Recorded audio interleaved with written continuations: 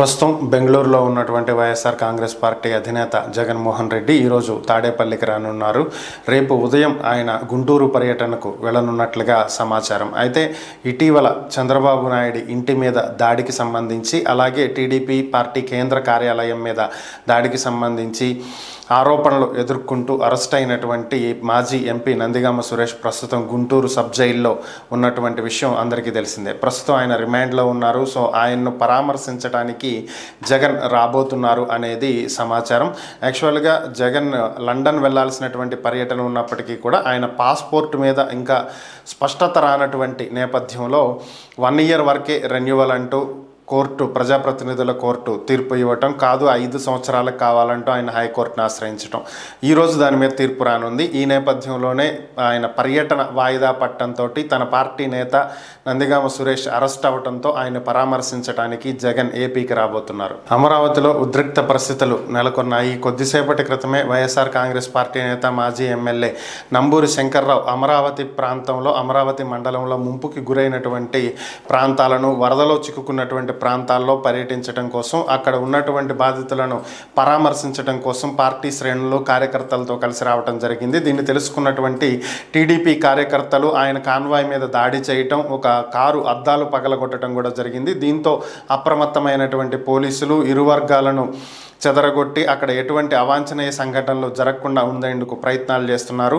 14వ mile దగ్గరే ఇద్దరిని ఆపివేసి అటు ఇద్దరి మధ్య గొడవను ఆపేటువంటి ప్రయత్నం చేస్తున్నారు. ప్రస్తుతం ఇక్కడ పరిస్థితి ఉద్రిక్తంగా ఉన్నటువంటి పరిస్థితి. వైఎస్ఆర్ కాంగ్రెస్ పార్టీ అధికారంలో ఉన్నటువంటి సమయంలో టీడీపీ కేంద్ర కార్యాలయం మంగళగిరిలో దాడికి పాల్పడినటువంటి దాంట్లో ప్రధాన నిందితుడిగా ఉన్నటువంటి దేవినేని అవినాష్ ఆయన ముందస్తు బెయిల్ కోసం ఏపీ హైకోర్టుని ఆశ్రయించడం, కోర్టు నిరాకరించడం ఈ విషయం అందరికీ తెలిసిందే. అయితే ప్రస్తుతం దేవినేని అవినాష్ అబ్స్కాండ్ అయినట్లుగా తెలుస్తుంది. ఆయన అజ్ఞాతంలో ఉన్నారు. పోలీసులు ఆయన్ని అరెస్టు చేస్తారనేటువంటి ఉద్దేశంతో ఆయన ఎవరికి అందుబాటులో లేకుండా ఉన్నారు. ప్రస్తుతం ఆయన సుప్రీంకోర్టులో తన బెయిల్ పిటిషన్ని దాఖలు చేయడం జరిగింది. కొద్దిసేపట్లో ఈ పిటిషన్ విచారణకు వస్తుందనేది మనకున్నటువంటి సమాచారం. ఈ బెయిల్ వచ్చే వరకు కూడా బయటకు రాకూడదని ఆయన ప్రయత్నిస్తున్నారు. ఇప్పటికే ఇదే కేసులో నందిగామ సురేష్ మాజీ ఎంపీ అరెస్ట్ అవ్వడం జరిగింది. ప్రస్తుతం ఆయన రిమాండ్లో ఉన్నారు. ఇంకా పలువురు నేతలు కూడా అరెస్ట్ అయ్యేటువంటి అవకాశం ఉందనేటువంటి వార్తల నేపథ్యంలో వీరంతా కూడా ముందస్తు బెయిల్ వచ్చే వరకు బయటకు రాకూడదని చెప్పి అజ్ఞాతంలో ఉన్నట్లుగా సమాచారం. కొద్దిసేపట్లో అవినాష్ కేసు సుప్రీంకోర్టులో విచారణకు రాబోతుంది.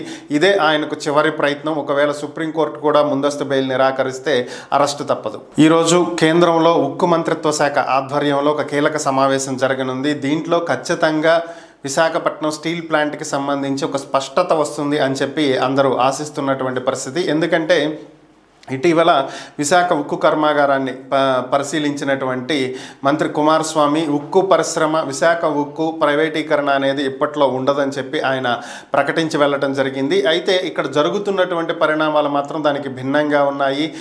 సీఎండీని ఆల్రెడీ సెలవుల్లో వెళ్ళిపోవాలని, రిటైర్ అయ్యే వరకు కూడా ఇంక రావద్దని చెప్పి ఆయన పంపించేశారు. అలాగే మరికొంతమంది ఉద్యోగులను వీఆర్ఎస్ మీద పంపించేటువంటి యోచనలో ఉన్నారని తెలుస్తుంది. ఇప్పటికే 19,000గా ఉన్నటువంటి ఉద్యోగులు ఈ ఏడాది మొదటికి 8,000 మందిగా అయినటువంటి పరిస్థితి.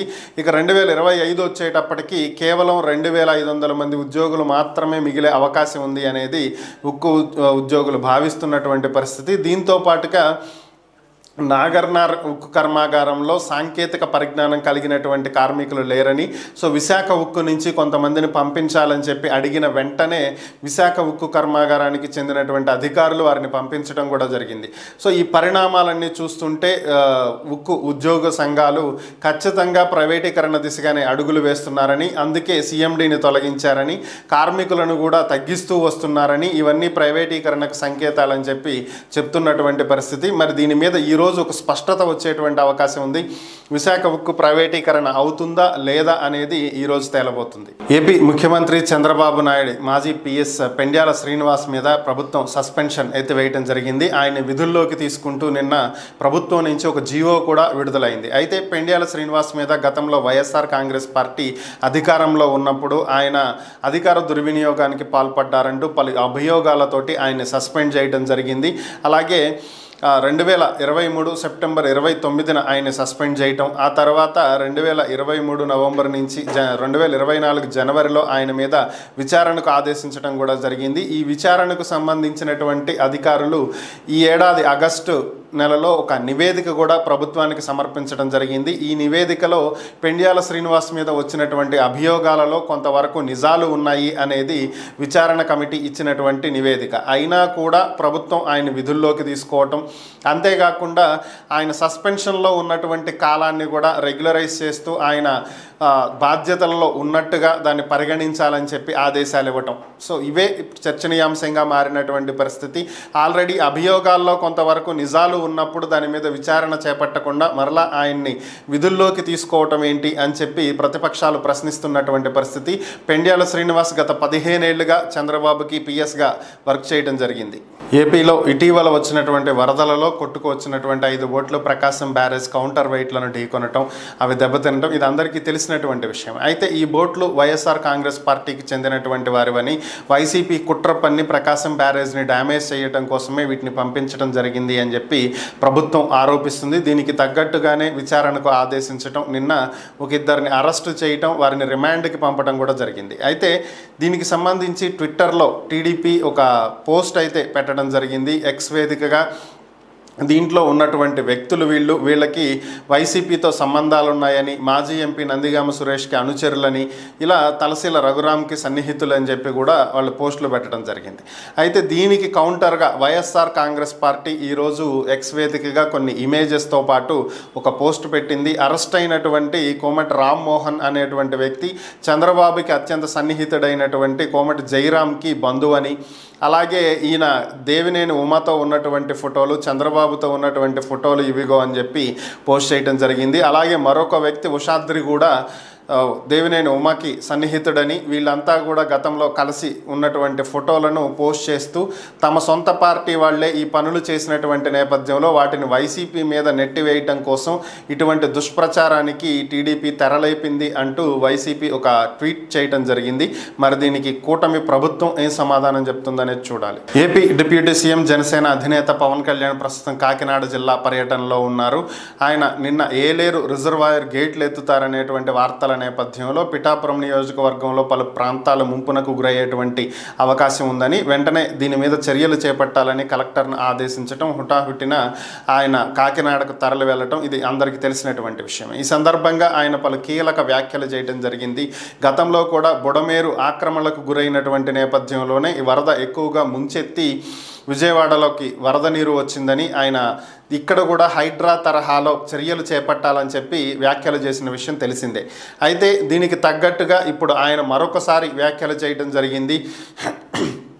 బుడమేరులోనే కాదు, ఏపీలో చాలా ప్రాంతాల్లో ఇలాంటి ఆక్రమణలు ఉన్నాయని, హైడ్రా తరహాలో చర్యలు తీసుకోవాలి, కానీ ముందుగా అక్కడ స్థలాలు కొన్నటువంటి వారు ఎవరు, పేదవారు ఎవరైనా కొన్నారా, మధ్యతరగతి వాళ్ళు కొన్నారా, వాళ్ళ పరిస్థితి ఏంటి, సో వాళ్ళు తెలిసి కొన్నారా తెలియక కొన్నారా, ఇవి ఆక్రమణలకు గురవినాయి అనేది తెలియకుండా కొని ఉంటే ఈ కూల్చివేతల వల్ల వాళ్ళు భారీగా నష్టపోయేటువంటి అవకాశం ఉంటుందని, కాబట్టి అలాంటి వారికి ప్రత్యామ్నాయం చూపించి వేరొక చోట వారికి ఇళ్ల స్థలాలు లేదా ఇళ్ళు ఇప్పించి ఆ తర్వాత కూల్చివేతలకు దిగాలని, ప్రత్యామ్నాయ ఏర్పాట్లు చూపించకుండా చర్యలు చేపడితే నష్టపోయేది ప్రజలే అని చెప్పి ఆయన వ్యాఖ్యానించడం జరిగింది. అలాగే కొల్లేరు ఆక్రమణల మీద కూడా చర్యలు చేపట్టాలని, హైడ్రా తరహాలో ఒక వ్యవస్థ రావాలని, అయితే అది పేదలకు అన్యాయం చేసే విధంగా మాత్రం ఉండకూడదు అని చెప్పి ఆయన వ్యాఖ్యానించడం జరిగింది. ఏపీ కాంగ్రెస్ అధ్యక్షురాలు షర్మిల ఏపీలో విజయవాడలో వచ్చినటువంటి వరదలను ఉద్దేశించి ఆమె ఇటీవల కీలక వ్యాఖ్యలు చేయడం జరిగింది. గతంలో జగన్మోహన్ రెడ్డి ప్రభుత్వం నిర్లక్ష్యంగా ఉండటం, అలాగే బుడమేరు ఆక్రమణలకు గురవటం, వీటి మీద సరైనటువంటి చర్యలు ప్రభుత్వం తీసుకోకపోవటం, నిర్వహణ లోపం వల్లే ఈ వరదలు వచ్చాయని చెప్పి ఆమె వ్యాఖ్యానించిన విషయం అందరికీ తెలిసిందే. దీనికి సంబంధించి వైఎస్ఆర్ కాంగ్రెస్ పార్టీ నేత మాజీ మంత్రి గుడివాడ అమర్నాథ్ స్పందించడం జరిగింది. గత 5 ఏళ్లలో షర్మిల తెలంగాణలో పర్యటించారని, చివరిగా ఎన్నికలకు ముందు మాత్రమే ఏపీకి రావడం జరిగిందని, ప్రస్తుతం ఆమె చేస్తున్నటువంటి వ్యాఖ్యలు తెలంగాణను ఉద్దేశించి చేస్తుందో ఏపీని ఉద్దేశించి చేస్తుందో అర్థం కాలేదని, అలాగే ఒకవేళ ఏపీని ఉద్దేశించి చేస్తున్నట్లయితే ఇక్కడ వచ్చినటువంటి వరదలు ప్రకృతి వైపరీత్యాల వల్ల వచ్చినవి కావని, ఇది న్యాచురల్ డిజాస్టర్ కాదని, ఇది కేవలం ప్రభుత్వం తీసుకువచ్చినటువంటి వరదలని వరదలని, ప్రభుత్వ నిర్లక్ష్యం వల్ల వచ్చినటువంటి వరదలని, ఇది మ్యాన్ మేడ్ ఫ్లడ్స్ అని చెప్పి ఆయన వ్యాఖ్యానించడం జరిగింది. దీన్ని షర్మిల గ్రహించి మాట్లాడితే బాగుంటుందని చెప్పి ఆయన హితవు పలికారు. అయోధ్య రామాలయం ట్రస్ట్ ఈరోజు కీలక ప్రకటన చేయడం జరిగింది.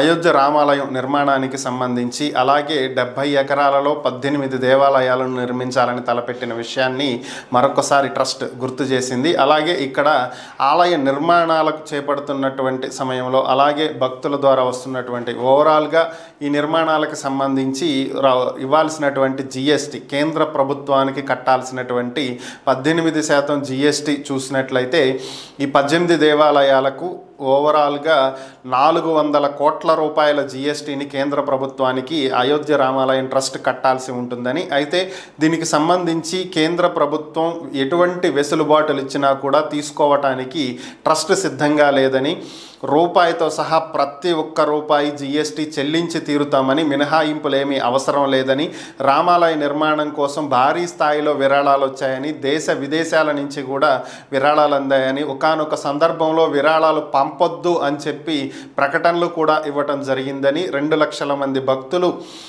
ఒక్కరోజే వచ్చినా కూడా చాలా ఫ్రీగా దర్శనం చేసుకోగలిగే విధంగా అయోధ్య రామాలయ నిర్మాణం చేపట్టామని, ఎటువంటి ఇబ్బందులు భక్తులకు కలగకుండా చర్యలు తీసుకుంటున్నామని, కాబట్టి ప్రభుత్వం ఎటువంటి వెసులుబాటులు ఇవ్వాల్సినటువంటి అవసరం లేదని చెప్పి వారు ప్రకటించడం జరిగింది. కలకత్తా జూనియర్ వైద్యురాలి అత్యాచార హత్య ఘటనకు సంబంధించి జూనియర్ డాక్టర్లంతా విధులను బహిష్కరించి నిరసన తెలియజేస్తున్న విషయం అందరికీ తెలిసిందే. అయితే ఈ కేసు సుప్రీంకోర్టు సుమోటోగా తీసుకుని విచారణ జరుపుతుంది. ఈ నేపథ్యంలోనే సుప్రీంకోర్టు కీలకమైనటువంటి వ్యాఖ్యలు చేయడం జరిగింది. జూనియర్ డాక్టర్లందరూ మంగళవారం అంటే ఈరోజు సెప్టెంబర్ 10వ తేదీ సాయంత్రం 5 గంటల్లోగా విధుల్లో చేరాలని, ఒకవేళ అలా చేయనట్లయితే బెంగాల్ ప్రభుత్వం ఎటువంటి కఠిన చర్యలైనా తీసుకునేటువంటి హక్కు ప్రభుత్వానికి ఉంది అని చెప్పి సుప్రీంకోర్టు ఆదేశాలు ఇవ్వడం జరిగింది. వీటిని జూనియర్ డాక్టర్లు తీవ్రంగా వ్యతిరేకిస్తున్నటువంటి పరిస్థితి.